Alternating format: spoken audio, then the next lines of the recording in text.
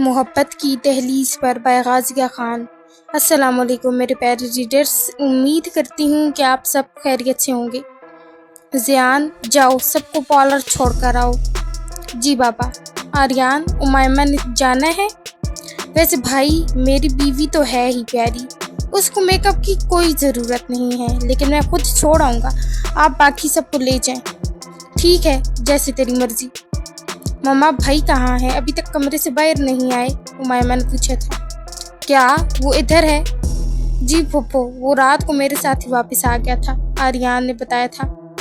और मम्मा, भाई की तबीयत भी काफ़ी ख़राब थी और फीवर भी था, लेकिन मैंने उन्हें मेडिसिन दे दी थी। मैं भी देख कर आती हूँ राजान को। जी मम्मा। हाँ जी आर्यान, क्या कह रहे थे रात को? ज़रा बैठो मेरे पास। डैड, मैंने कुछ नहीं कहा था और मुझे देर हो रही है, मुझे अपनी बीवी को पार्लर भी छोड़ना है। बाय। हाँ हाँ जाओ, वापस मेरे पास ही आना है। आ ही ना जाऊँ मैं? क्या बड़बड़ा रहे हो?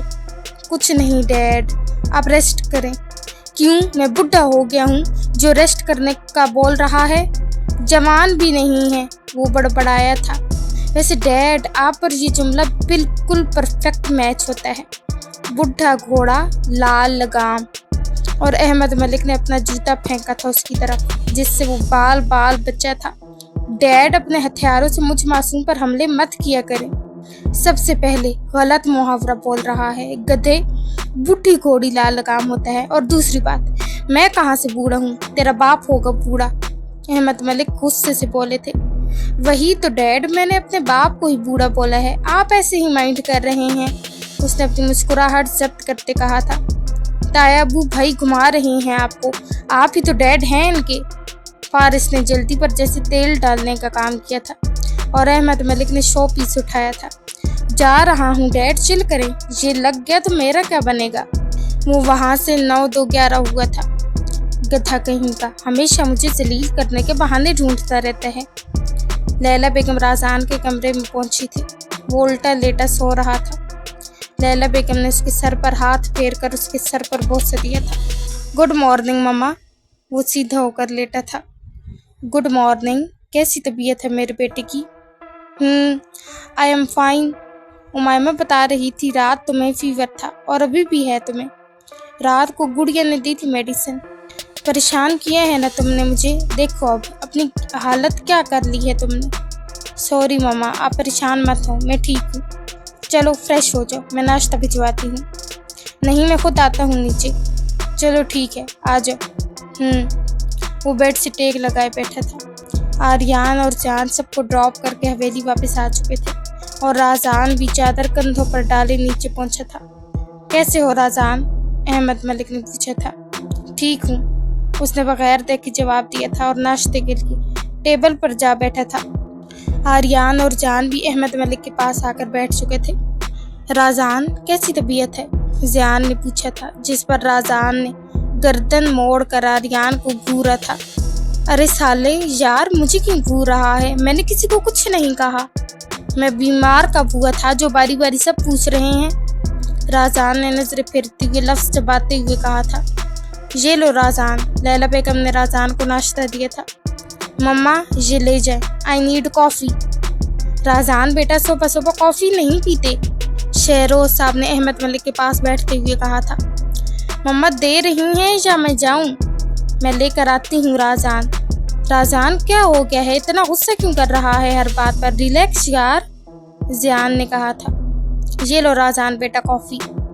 राजान ने फौरन से कॉफ़ी पी थी। मम्मा, 1 मोर। राजान, साथ में कुछ खा भी लो, तबीयत ख़राब हो जाएगी। मम्मा प्लीज़। अच्छा लाती हूँ। भाई देखना, अब मैं खिलाऊंगा इसे, आर्यान ने ज़ियान के कान में सरगोशी की थी। वो राजान के पास जाकर बैठा था। यार, ये जो तुम खाने से भाग रहे हो, लगता है किसी की याद में हो, आर्यान ऊंचा सा बोलता है। क्या बकवास कर रहा है आर्यान? वही जो तूने सुना उसे याद कर रहा है क्या? आर्यान ने आईब्रो झुकाए पूछा था। मैं किसी को याद नहीं कर रहा, समझा? इतना भी फजूल का वक्त नहीं है मेरे पास। देख, कॉफ़ी वो लोग पीते हैं जिन्हें इश्क की बीमारी लग चुकी हो और खाना पीना सब छोड़ देते हैं उस लड़की की खातिर। तुझे किसने कहा ये सब कि मैं इस वजह से खाना नहीं खा रहा और मुझे कोई इश्क विश्क नहीं हुआ, ना किसी से होगा। ठीक है, साबित कर कि तू किसी को नहीं सोच रहा, तुझे किसी से मोहब्बत नहीं हुई। क्या करवाना चाहता है तू, बोल, क्योंकि ऐसे तो मानेगा नहीं तू। फूफू बात सुने। हाँ बोलो। एक ऑमलेट और पराठा लाएं, गरम गरम।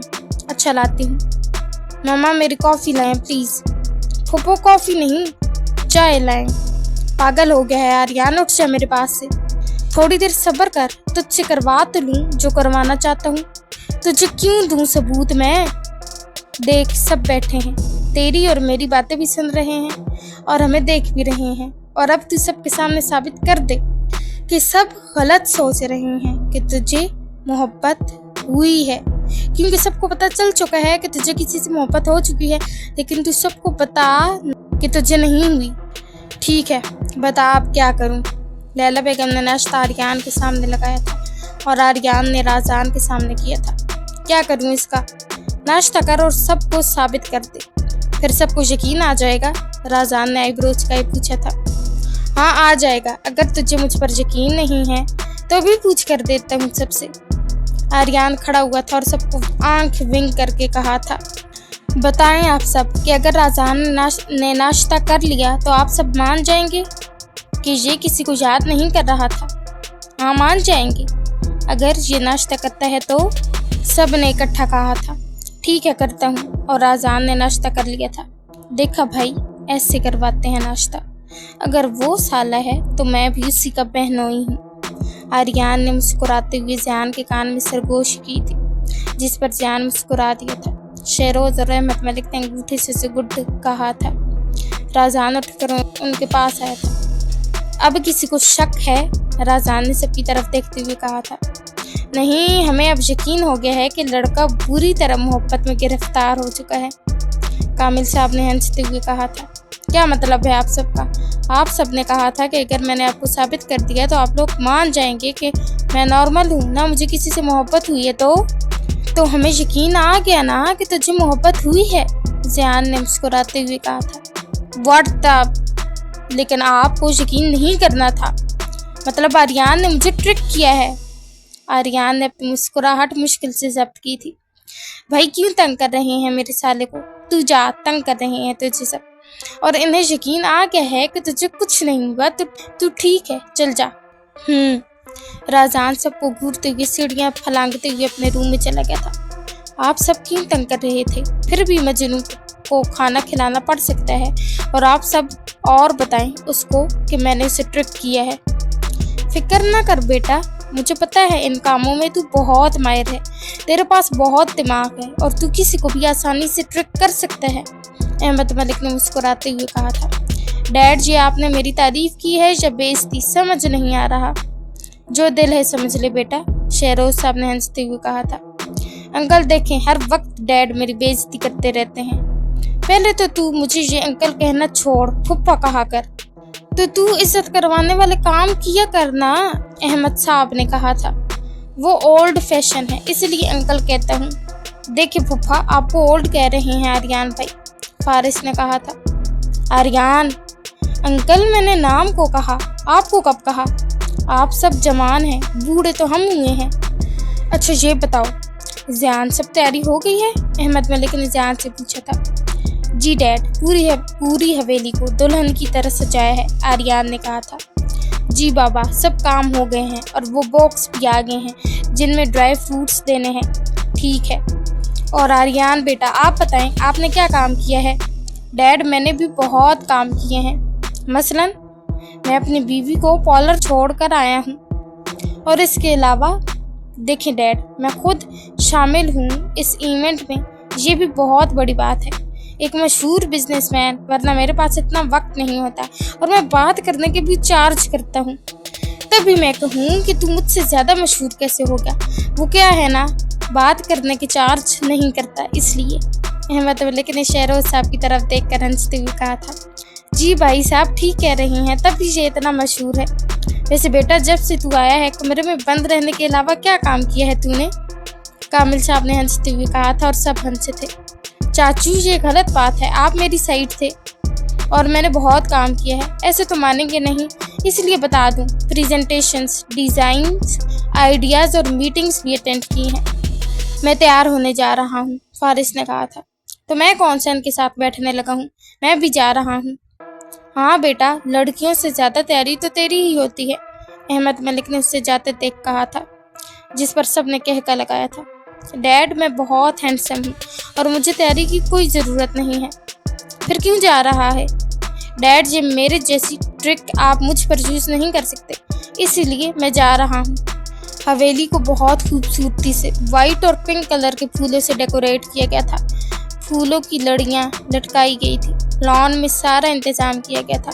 क्योंकि हवेली बहुत बड़ी थी, इसलिए इवेंट हवेली में ही रखा गया था और सिक्योरिटी भी टाइट थी, क्योंकि सबको डर था कि कहीं कुछ हो ना, इसीलिए हवेली में ही सारा इंतज़ाम किया गया था। स्टेज भी पिंक और वाइट फूलों से सजाया गया था और स्टेज पर दीवान और 7 कुर्सियाँ दोनों तरफ रखी गई थी। सब लोग तैयार हो चुके थे। ज़ियान ने अपनी गाड़ी पर सब लड़कियों को पॉलर चलाया था, जबकि आर्यान ने अनाया और उमायमा को अपनी गाड़ी में लाया था। अनाया को अभी हवेली के अंदर ड्राइंग रूम में बिठाया गया था। बेग फैमिली भी पहुंच चुकी थी। वो सब लोग लॉन में बैठे थे। सब मेहमान भी आ रहे थे। आर्यान, लैला बेगम ने आर्यान को बुलाया था। जी फूफू। राजान को तो देखो कहाँ है, अभी तक कमरे से बाहर नहीं निकला। जी फूफू, मैं देखता हूँ। आर्यान बगैर नौकिए राजान के कमरे में पहुंचा था, जहाँ वो चेयर से टेक लगाए बैठा था। भी वो सिगरेट चलाता कि आर्यान ने उससे खींच कर डस्टबिन में फेंका था। पागल हो गया है, कितना पिएगा? और तू अभी तक तैयार नहीं हुआ? ये तैयार ही हूँ, अब और क्या करना है मैंने? राजान क्या शौक मना रहा है?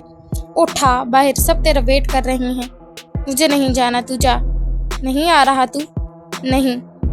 ठीक है, फिर सबको जाकर बताता हूँ बाहर कि तुझे इश्क हो चुका है और तेरे ससुरालिये भी आई हैं। सोच, जब उन्हें पता चलेगा, खासतौर पर तेरी मंगेतर को, फिर क्या होगा? और जब वो उस लड़की को ढूंढ निकालेंगे जिससे तुझे इश्क हुआ है, कितना बुरा होगा।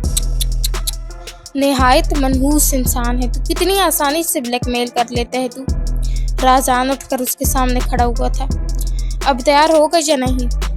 कपड़े ही बदलने हैं, आ रहा हूँ, रुक। हाँ जा। वो कपड़े चेंज करके आया था। उसने स्किन कलर की शॉर्ट कमीज और कैपरी पहनी थी और गले में हल्की नीले रंग की चादर डाल रखी थी, जिससे उसकी शख्सियत निहायत दिलकश लग रही थी। एक ऐसी कशिश के साथ जो किसी को भी अपनी तरफ खींच सकती थी। एक हाथ में घड़ी और बाल सेट किए हुए थे। वाह साले, बहुत प्यारा लग रहा है। आ तुझे किस करूं? आर्यान, हट पीछे, छिछोरों वाली हरकतें ना किया कर। अच्छा, अब चले। वो दोनों नीचे आए थे। आर्यान उसे ड्राइंग रूम में लेकर गया था, जहां अनाया बैठी थी। फुफ्फो ले आया आपके बेटे को, देखें क्या लग रहा है। माशाल्लाह, बहुत प्यारा लग रहा है। और अनाया ने नज़र उठाकर राजान की तरफ देखा था। वो तो पहले ही उसे देख रहा था। दोनों की नज़र एक दूसरे से मिली थी और कुछ देर वो दोनों एक दूसरे की तरफ देखते रहे थे। उसने स्काई ब्लू रंग की लॉन्ग फ्रॉक पहनी थी, जिस पर कोटे का नफीस काम हुआ था। वो निहायत खूबसूरत और मासूम लग रही थी, जैसे कोई ख्वाबों की दुनिया से आई हो, हर नज़र को अपनी जानिब खींच लेने वाली। और फिर दोनों ने नज़रें फेर ली थी। राजान उसके पास गया था, आहिस्ता से चलते हुए, और अपनी पॉकेट से 5000 वाले नोटों की गड्डी को अनपिन करके उसके सर से वार कर फेंका था। माशाल्लाह, उसके मुंह से बेख्तियार निकला था और वो पीछे हट गया था। आर्यान ने भी अपनी पॉकेट से 5-5 हज़ार के नोटों की गड्डियों को अनपिन करते हुए अनाया के सर से वारे थे और फिर राजान के सर से वार के फेंके थे। पागल हो गया है, मेरे ऊपर से क्यों वार रहा है? अपने बहनोई पर वारना। राजान ने नजरें घुमाते हुए गुस्से से कहा था। क्योंकि तू प्यारा लग रहा है इसलिए। और जहाँ तक रही बहनोई की बात, तो उसके सर से उसका ससुर या कोई और ही वारेगा। मेरे पास इतने पैसे नहीं हैं। आन, उमायमा भागते हुए आकर आर्यान के गले से लगी थी। जी, मेरा बच्चा तो बहुत प्यारा लग रहा है। आन, आप भी। भाई, आप कितने हैंडसम लग रहे हैं, जैसे मॉडल होते हैं। नहीं, बल्कि मेरे नॉवल हीरोज़ की तरह। गुड़िया, आप भी बहुत प्यारी लग रही हैं। थैंक्स भाई। अनाया, तुम बिल्कुल प्रिंसेस लग रही हो, वो अनाया के पास बैठते हुए बोली थी। थैंक्स भाभी, आप भी बहुत प्यारी लग रही हैं। हाँ, मुझे पता है, क्योंकि मैं हूँ ही प्यारी। जिस पर सब मुस्कुरा दिए थे। जी जी, इसमें कोई शक नहीं, आर्यन ने कहा था और राजान वहाँ से चला गया था। राजान लॉन में गया था। Rajan, you are looking handsome, Natasha Rajan के गले से लगते बोली थी। आप भी प्यारी लग रही हैं। थैंक्स राजान, चलो आओ डैड से मिलवाती हूँ। वो उसे बाजू से पकड़ कर लेकर गई थी। डैड देखें, राजान आ गया। राजान, कैसे हो बेटा? I am fine. रेशम बेगम भी राजान से मिली थी। अस्सलाम वालेकुम आंटी। वालेकुम सलाम, मेरा दामाद तो बहुत प्यारा लग रहा है। बैठे आंटी, सब मेहमान आ चुके हैं। चलो आदि बेटा, जाओ खुद ही बैठ जाओ स्टेज पर, अहमद मलिक ने कहा था। और फरहान जो वहाँ खड़ा था उससे हंसी कंट्रोल करना मुश्किल हुआ था। हाँ भाई, तू खुद ही बैठ जा, यहाँ कोई नहीं बिठाएगा तुझे, क्योंकि तू सिर्फ ससर का फेवरेट है और किसी का नहीं, फरहान बड़बड़ाया था। फारिस, जाओ हादी को स्टेज तक छोड़ कर आओ। ताया अबू, मैं? फारिस ने अपनी तरफ इशारा किया था। नहीं मैं, अहमद मलिक ने कहा था। नहीं अंकल, हम हादी के साथ जाएंगे। चले मम्मा पापा। हादी की अपनी फैमिली हादी के साथ स्टेज पर बैठी थी। फरहान बेटा जाओ, ज़ियान से कहो बहन को लाएं दोनों भाई। जी अंकल। अनाया के एक तरफ आर्यन था और दूसरी तरफ ज़ियान, दोनों उसका हाथ पकड़ कर ला रहे थे। उनके पीछे बाकी सब थे। राजान एक साइड पर खड़ा था। अनाया ने नज़र उठाई थी और फिर से दोनों की नज़रें जा मिली थी और अनाया ने अपनी नज़रें झुका ली थी। जहाँ देखो यही नज़र आ रही हैं, वो अपने दिमाग में सोच कर रह गई थी। वो आज नहायत खूबसूरत लग रही थी कि राजान की नज़रें उस पर से हटने से इनकारी थी।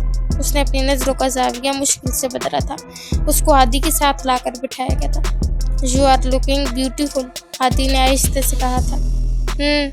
थैंक्स। राजान मजीद कुछ नहीं देख सकता था, इसलिए वहाँ से उठ चुका था। लैला बेगम ने इसे रोका था। राजान, कहाँ जा रहे हो?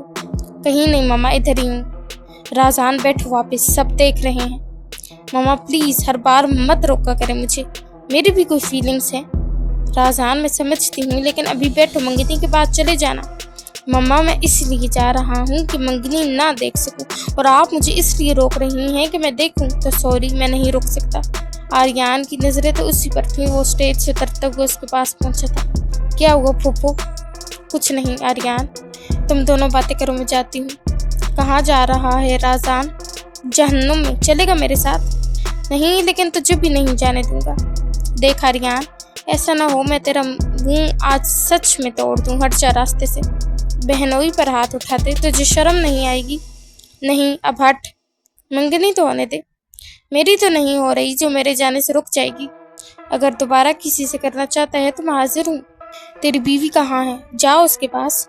राजान ने उमायमा को फ़ोन किया था जो स्टेज पर थी, क्योंकि खुद तो मुड़ नहीं सकता था। वो किसको फ़ोन कर रहा है? हेलो गुड़िया, आपके मजाजी खुदा लड़कियों को ताड़ रहे हैं, इसे लेकर जाओ जल्दी। जी भाई। साले, मेरी बीवी को मेरे खिलाफ भड़का रहा है, शर्म तो नहीं आई होगी तुझे? नहीं, वो कहते ही वहाँ से जा चुका था। आन, शर्म नहीं आती आपको? बच्चा, मैंने कुछ नहीं किया। मैं ना उसे भी मार दूंगी और आपको भी, किसी चीज़ में जहर मिलाकर। चले मेरे साथ। यार बच्चा, अपने शोहर को मारोगी तुम्हें ज़रा दुख नहीं होगा? नहीं, जब शोहर ऐसी हरकतें करेगा तो मुझे कोई दुख नहीं होगा। आर्यन हैरान हुआ था। उस बेचारे ने किया भी कुछ नहीं था और उसे बातें भी सुनने को मिली थी। चले बाबा, अब मंगनी शुरू करें, ज़ियान ने कहा था। हाँ, लेकिन रिंग्स रखवाई थी, कहाँ हैं वो? लेकर आओ। उमायमा, जाओ आप ले आओ, अमना बेगम ने कहा था। मुमानी, आप इन पर नजर रखिएगा, किसी लड़की से बात ना करें, जिस पर सबने कहका लगाया था। वो हवेली के अंदर आई थी।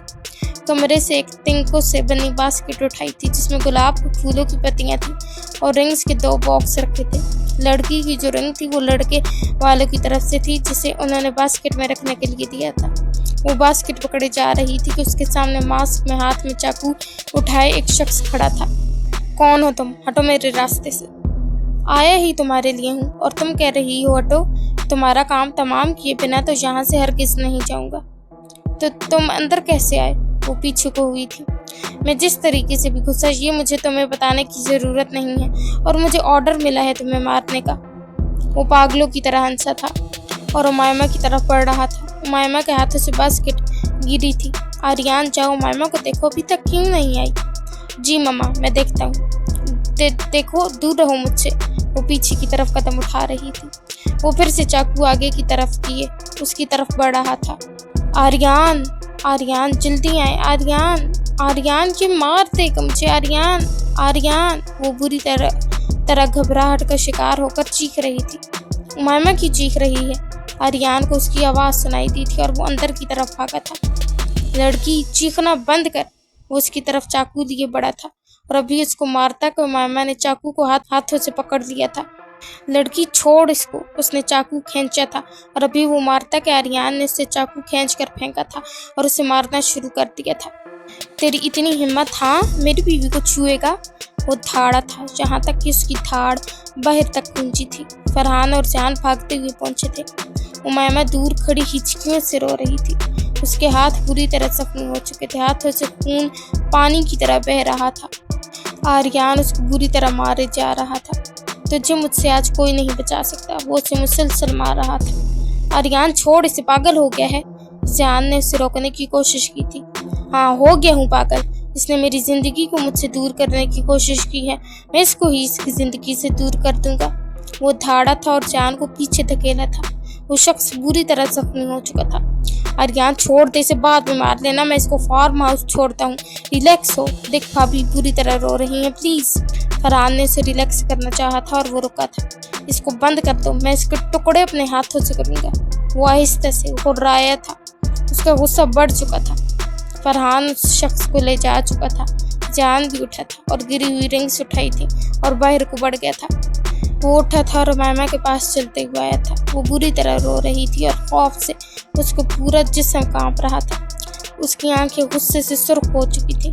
माथे की रगें उभर आई थी और उमाइमा की हालत देखकर उसे मजीद गुस्सा आ रहा था। उसने आहिस्ते से उमाइमा को अपनी बाहों में लिया था। उमाइमा का जिस्म मजीद कांपना शुरू हो चुका था और वो हिचकियों से रोई जा रही थी। आर्यन उसे लेकर कमरे में आया था। रूम का दरवाज़ा ठोककर मारकर बंद किया था और उमाइमा को बेड पर बिठाया था। जान, क्या हुआ है, सब ठीक तो है? जी बाबा, आप सब बैठे, सब ठीक है। ये ले रिंग्स। जान, बताओ तो कुछ क्या हुआ था? उमाइमा क्यों चीख रही थी? लैला बेगम ने पूछा था। वो कुछ नहीं, वो चूहा आ गया था इसलिए बस। आप सब बैठे, मंगनी शुरू करवाएं। कैसे करवाऊँ? ना राजान है, ना आर्यन, ना उमाइमा। बाबा, वो अब आएंगे भी नहीं, आप मंगनी करवाएं, लेट हो रहा है। ठीक है। आर्यन फर्स्ट एड बॉक्स लाया था और उमाइमा के हाथ साफ करके जख्म पर ऑइंटमेंट लगा रहा था। उसके मुंह से सिसकी निकली थी और वो ज्यादा रोना शुरू हो चुकी थी। उससे उमाइमा की हालत देखी नहीं जा रही थी। उसने उमाइमा की पट्टी करके खुद हाथ धोए थे और उमाइमा के साथ आकर बैठ चुका था। वो उससे दूर हुई थी और आर्यन ने उसको कमर से पकड़कर अपने सीने में भेजा था। उसके सीने में मुंह छुपाए रोई जा रही थी। आर्यन ने एक हाथ से उसकी कमर से पकड़कर अपने सीने से लगा रखा था और दूसरे हाथ से उसके सर पर हाथ फेर रहा था। अनाया और हादी ने एक दूसरे को अंगूठी पहना दी थी। फरहान सबकी नजरों से बचकर निकल चुका था। राजान हवेली से बाहर कुछ देर के लिए गया था और जान वहाँ परेशान खड़ा था। एपिसोड अच्छी लगे तो रिव्यू देना मत भूलिएगा। दुआओं में याद रखें। खुश रहें और हंसते मुस्कुराते रहें। अल्लाह हाफिज।